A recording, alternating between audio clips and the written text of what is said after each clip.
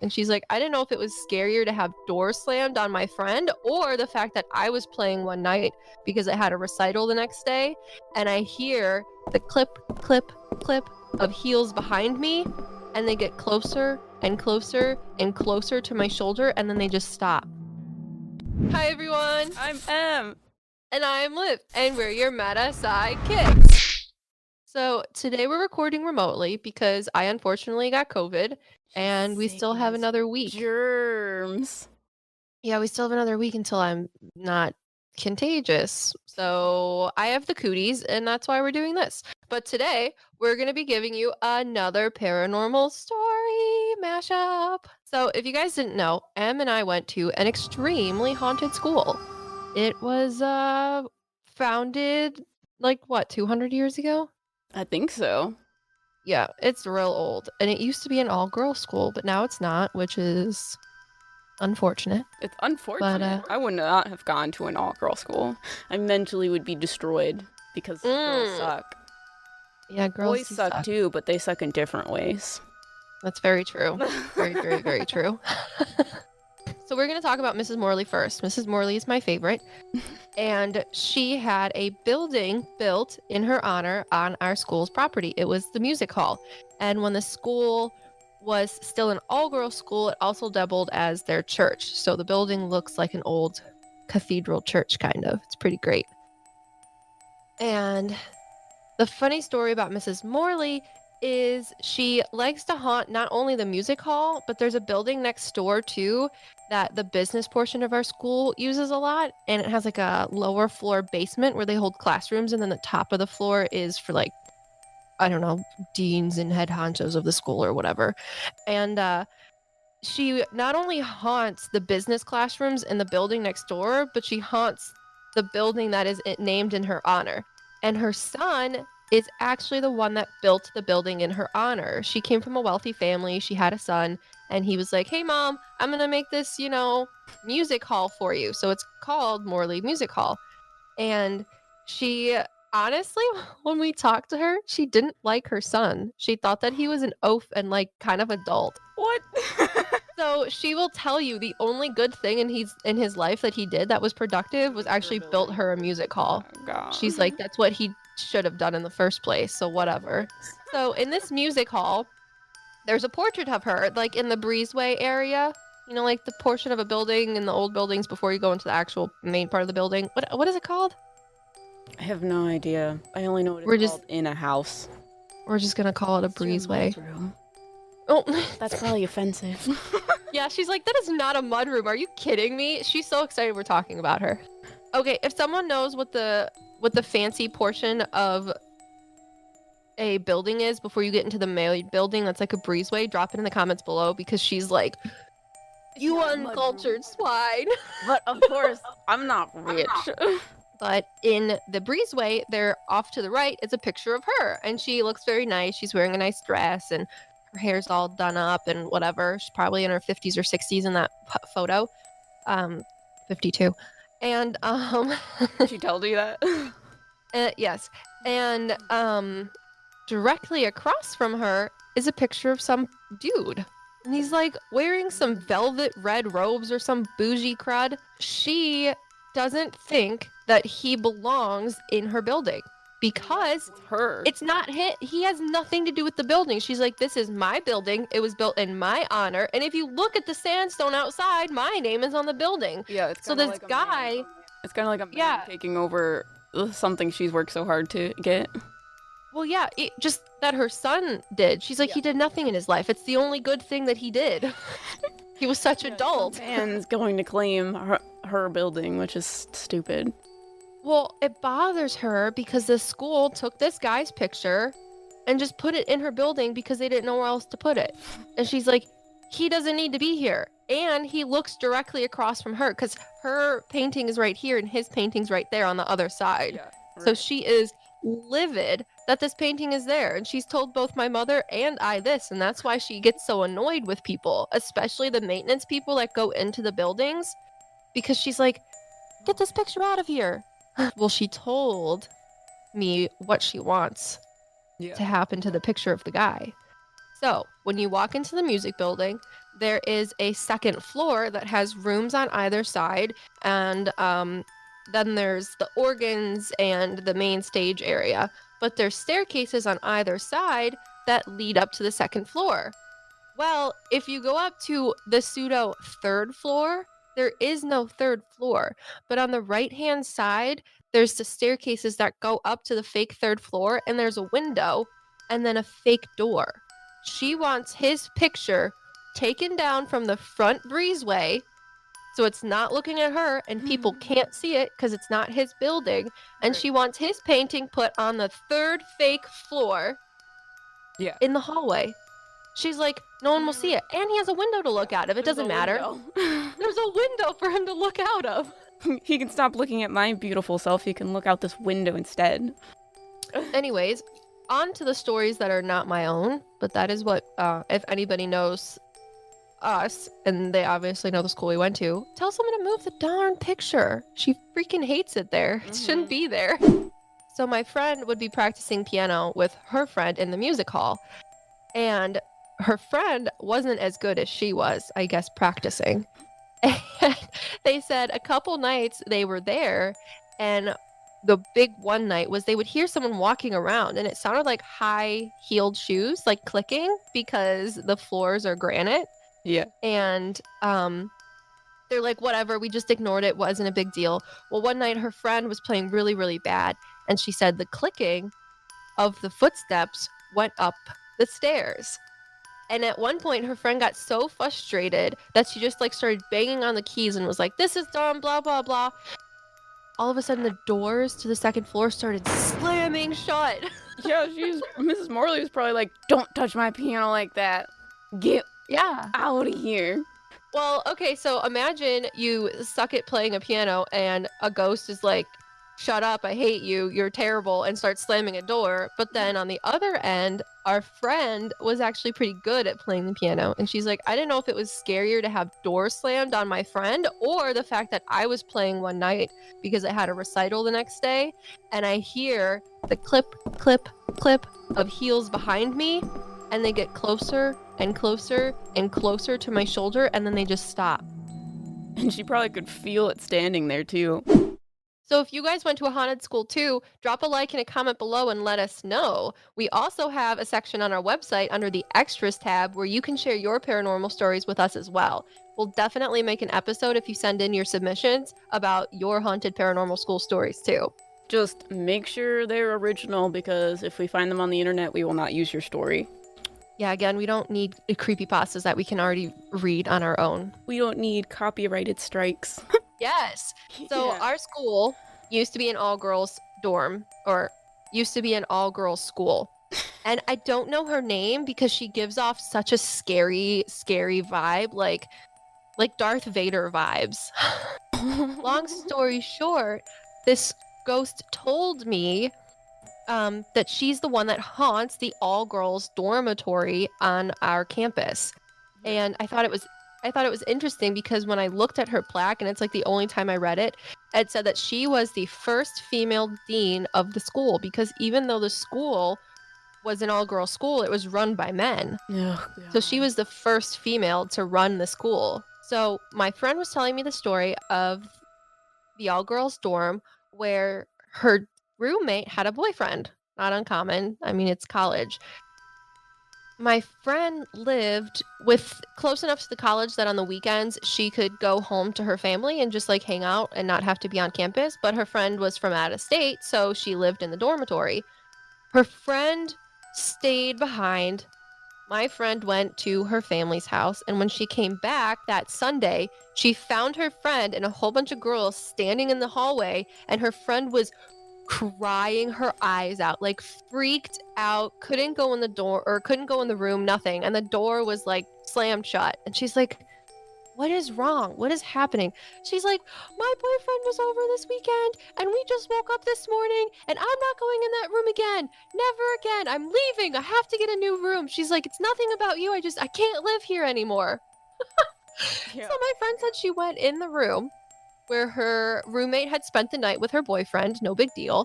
And when she opened the door, the beds were pushed to the middle of the room. The wardrobes were open. Clothes were flown everywhere. Sheets were torn up off of the bed, and the windows were open.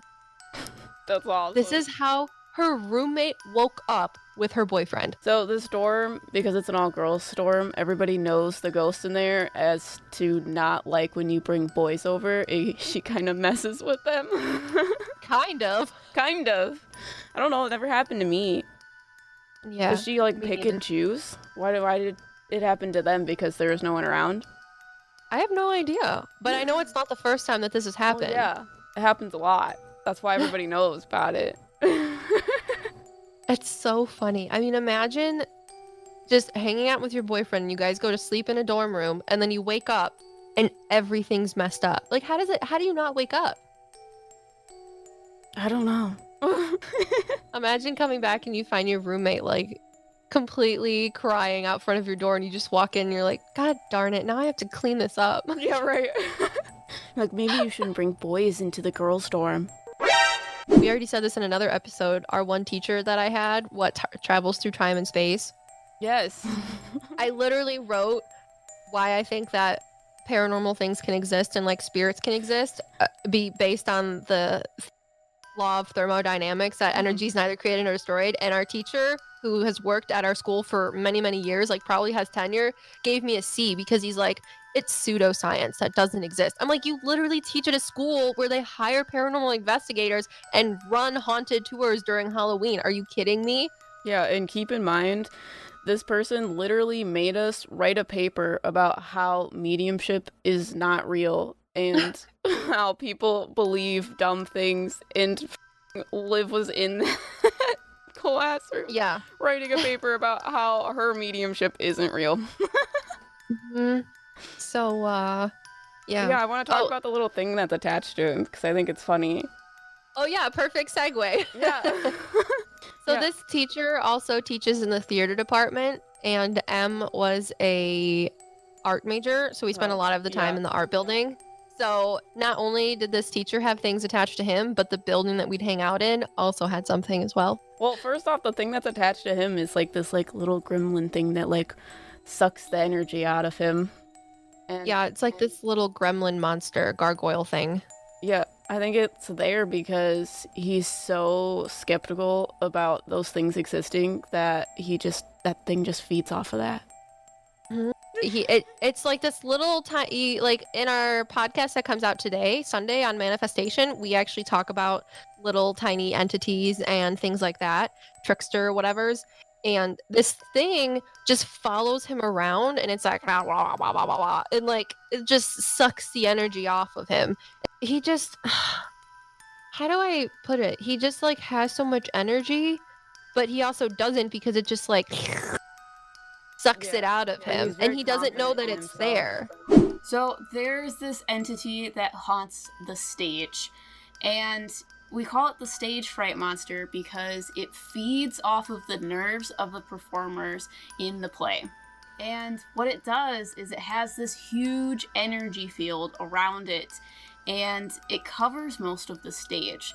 And what he does is he lures you over that line into his energy field. And once you cross that line, once you fall into his trap, that's when he starts making you realize your fears. So it's not a great situation to be when you're in front of people performing. So he literally feeds off of your stage fright. And the more people that he has in his energy field, and when there's a play going on, the more energy that is in the theater, the bigger his energy field is. So the more of the stage it covers. He is usually seen hiding behind things and peering out of the corner or behind the curtain and whatnot. Where we were all there, and my friend who's a medium, we'll call her A, she was telling us about this line on the stage. And she said once you cross the line, these really awful things start happening. It makes you really nervous, it feeds off your energy, and for her being a psychic medium, when she crosses over the line, it shows her really scary things. And that night, because we're all really dumb, we decided to go over the line. And when we did that, it not only changed the color of the line, like you could see this line, it changed the color because we were putting more of our nervous energy into it. Because obviously at that moment we were like super nervous and jittery because we were like looking at ghosts, essentially. So my friend A also crossed the line, and her boyfriend went to touch her shoulder, and he's also a little bit sensitive, and because of that he saw what she was seeing, and she was seeing like death and dark energy, and that's when he finally realized what it was like to be a medium. It's not cool. Yeah. That's why I try to ignore all those things. Yeah, but yeah, this thing, it's a dark thing. It's a thing, right? It's not like a Yeah, human it's like a spirit. little trickster thing. The way I saw it, because one night we were in the green room, so there's the art building, and then there's the auditorium, and then the stage, and then behind it, obviously you have backstage, so like where the curtains would be behind, and then behind that, there's a door that leads to the green room, and the green room is like where we would hang out because there was like a kitchenette area and some couches and a table and things like that. So when we were staying up really late in the art building to do either ceramics or Emily and A's BFA projects, then we would just stay in that room because it was the most comfortable, but it was behind the stages. And A would talk about how there was the stage fright monster, and I would tell him, like, just ignore it. Like, if you ignore it, then it doesn't bother you. But She our friend doesn't know how A to do that. is not yeah, she's a medium, but she doesn't know how to like put up a wall very well, so she's influenced a lot by dark things, which is not good. But when we were talking about it one night and I kind of like let my walls down a little bit and like opened it up, it was like this weird, like from Scooby-Doo, the voltage monster from like the Coney Island episode. That's what it looked like to me.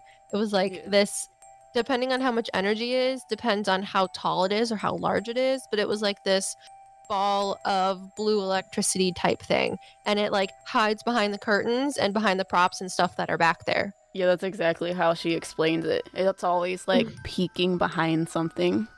But it wasn't necessarily in the, like, it wouldn't go into the green room. It was like the door stopped it. Yeah. And but it was definitely just in the backstage area and the seatings on the floor. So then, did you see the line?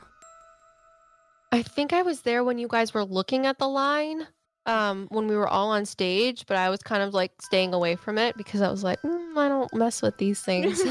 I'm not dumb like you guys. Depending on how many people were there, the line would get a different color and it would move. Oh yeah, I remember that too.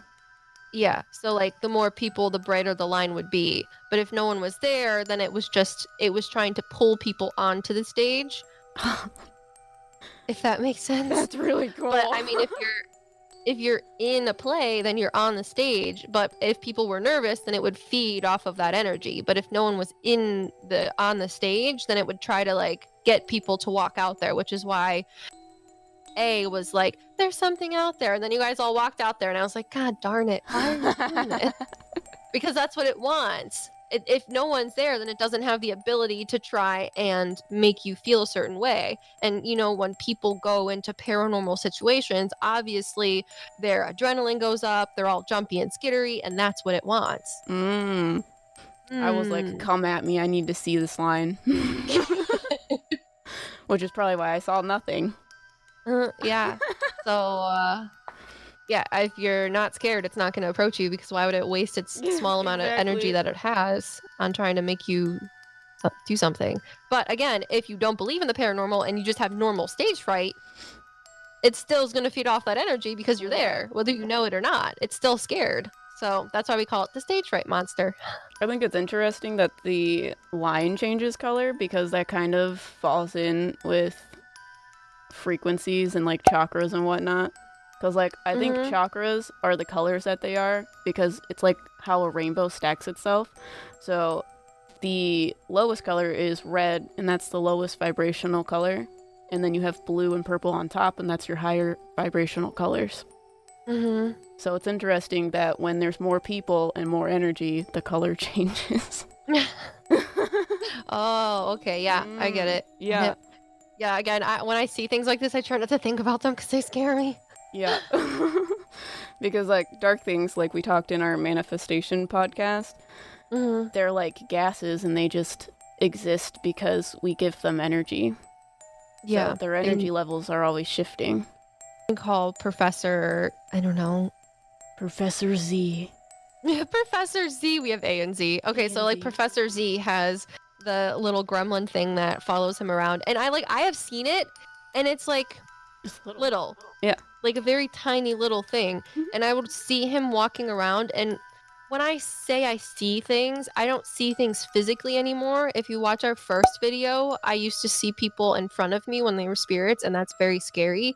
So I asked Spirit, which is the realm where things exist from and I get my information from. I said, hey, please don't show me things in front of me because it's scarier. Now I see things in what I call my mind's eye. So sometimes I see things in my peripheral vision, but I don't rely on that so much as I do feeling energy frequencies and seeing things in my mind's eye.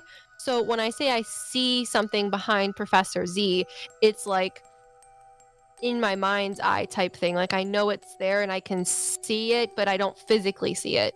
Yeah, it's not an Does that apparition. does that make any sense? Maybe.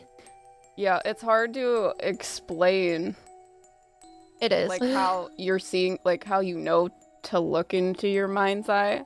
I don't know if that makes sense.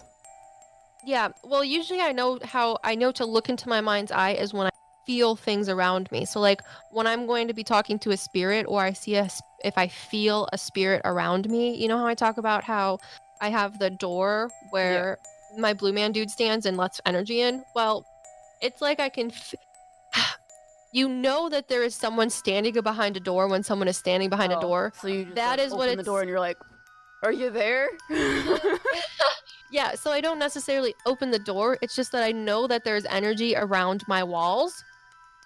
And I open up or put down the walls to see what's going on. Yeah, that It's the makes same thing sense. with spirits.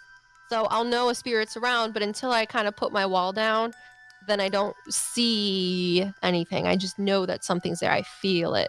Yeah, and that's when you open yourself up to see it. Yeah. So imagine if you had like an overactive imagination and you saw someone walking down the street and you're like, oh, I could envision a puppy walking next to them, and you kind of see it in your mind. It's like that. It's kind of like when you're like triggered by smell, like when you're smelling something, like your old blanket from when you were a baby, you instantly have memories of when that was happening, right? Yes. Yeah. Yes. But the energy triggers my ability to see things. Yes. Yeah. So I remember watching him. Yes. So I remember watching him walk through the art studio one day, and I saw the little thing that Sarah was talking about, and it like literally looked at me, and I was like, oh. It was probably like, oh shit, this one can see me too. Yeah, and it is. It's just like here. I don't know. It's just weird. But I think that Professor Z is the one that puts on all the plays. He's the director of all the plays. Yes. So he brings people to the stage fright monster. Right? So what are you saying? I don't know. Could there be like a play between his little gremlin thing and the stage fright monster? I don't know. Like, do you think they know of each other? Well, they're definitely aware of each other. What I'm trying to figure out is, are they a part of each other? Like, they happened because of each other, or... Oh, no, I think they're definitely separate things. Okay. But I think, like, maybe this state, so they're, like, gremlin working thing? together to get more energy? Yes. Yeah. Because the gremlin is little and gets energy from Professor Z, but Professor Z is the one that brings people to the stage, which would give the stage fright monster energy. Yeah. So do you think, like, they know about each other? Oh, for sure. Because I think that little thing doesn't get enough energy from Professor Z. That's why it's so little. So yeah. He thinks that if he helps the big monster in the stage, that you can get some energy off of that, too. Maybe. Yeah. Because it, like, keeps Professor Z going with his ego. For sure. Like, he thinks he's so great with all of his plays and stuff. That's not how it is on every stage, right? Just ours. I don't know. I haven't been to other stages. I mean, I Really? have, but I haven't thought You didn't about look it. at it. No, yeah. Again, you have to ask me to look at things. I try not to. That's interesting that it's just our stage. Yeah. I Probably mean, 'cause well, just there's so much like, energy there at our school. yeah, but there has to be because other places are older too. I remember I was listening to one of these podcasts and they were talking about how there's this stage in like New York or something, or I don't even remember, That's why but stages are always so haunted, because there's always so much negative energy of people being nervous. That's makes cool. sense. Or just like the people that are on stage have a lot of energy, so whether they're there, like when they die, it like you think that they would hang out there because it's somewhere where they Well, had yeah. residual, a lot of energy was put into it. Yeah, but I feel like there's also a lot of like poltergeisty stuff, because I don't think anyone can go on a stage and not be nervous about it.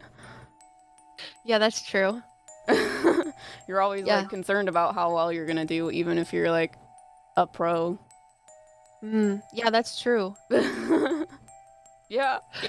So that's probably why people are always like, stages are so haunted, because there's a lot of energy in them. Yeah, whether it's spiritual energy or negative energy. Yeah.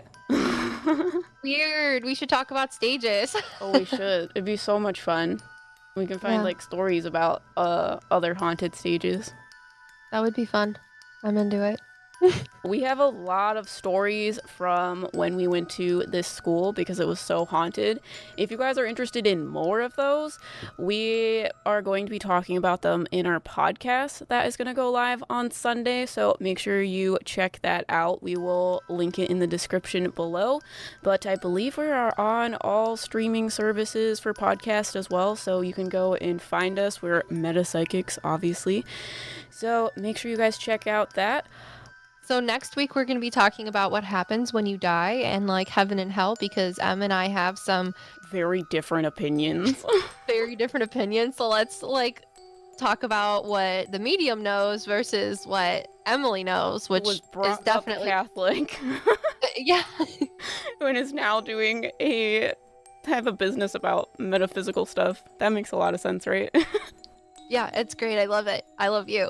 And in our podcast, there's going to be a secret story that I'm sharing that I'm not sharing in this episode. So you're going to have to tune into the podcast to listen about those shenanigans. Well, if you guys are interested for our next video, make sure to subscribe, hit that notification bell, and while you guys wait, check out these videos next. We have more paranormal stories from a medium. We'll see you guys in the next one. We are your Psyckicks. Would make Mrs. Morley probably haunt the school less. Yeah, and the poor business guys that are in the building next door. Yeah. My mom or my dad will tell you too, because he went to the school as a business person. He's like, I never got haunted, but some of the guys wouldn't go in there after class. They'd leave.